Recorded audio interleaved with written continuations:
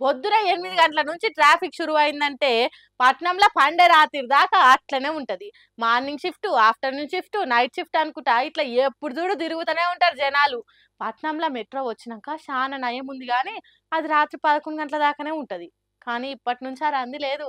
Metro వాళ్ళు ఓ తీపి కబురు చెప్పిర్రు. దినాం హైదరాబాద్ మెట్రోలో తిరిగేటోళ్ళందరికీ ఓ శుభవార్త పట్టుకొచ్చినాం. మంచిగా చెవిన పెట్టినుర్రి. దినాం 5 లక్షల మంది దాకా మెట్రోలో తిరుగుతుంటారు. డ్యూటీలకు పోయేటోళ్ళు, షాపింగులు, హైదరాబాద్ కు కొత్తగా వస్తున్నోళ్ళు, శాతగానోళ్ళు, పిల్లలు, వయసోళ్ళు ఇట్లా చాలా మంది మెట్రోని గట్టిగానే వాడుతుర్రు. రోడ్ల మీద ఈ ట్రాఫిక్ లో పోయే కంటే టికెట్ కొనుక్కొని మెట్రో ఎక్కినామంటే సర్రున్న ఏ ట్రాఫిక్ లో లేకుండా పోవచ్చు. ఇక కొలువులు చేసేటోళ్ళు చాలా మంది సొంత బండ్లు ఉన్నా ట్రాఫిక్ కు భయపడి మెట్రోలకే పోతుంటారు. అయితే ఈ ఫ్రీ బస్ వచ్చిన కాంచెల్లి మెట్రో జర లాసులు ఉందంటారు గానీ ఎప్పుడు ఎక్కినా ఏ ట్రైన్ ఎక్కినా నిలబడ జాగ లేకుండా మందిలో ఇరికి పోతున్నారు జనాలు. ఇక ఈ లాసులు కవర్ చేసేదానికే మెట్రో ఉపాయం చేసింది. ఇంతకు ముందున్న టైం కంటే ఓ గంట ఎక్కువ నడుపుదామని డిసైడ్ అయ్యారట.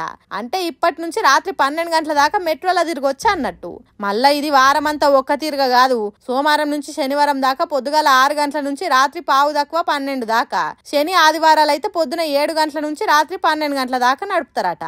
ఇప్పుడు రోజుకు 5 లక్షల దాకా తిరుగుతురు కదా, ఆ నంబర్ ను 7 లక్షలు చేద్దామని ఈ ఆలోచన చేసిరట.